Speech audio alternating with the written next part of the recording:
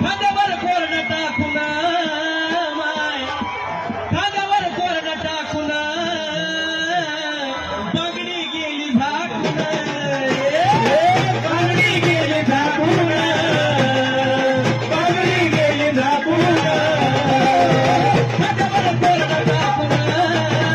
माय खांद्यावर कोरडा टाकून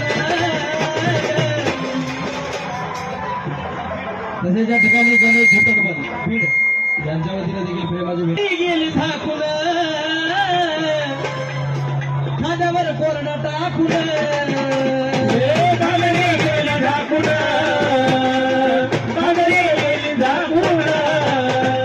अंदाज करा सगती भावन चेडा अंदाज करा जमती बावन चेडा अंदाज करा सगती भावन चेडा अंदाज करा जमती बावन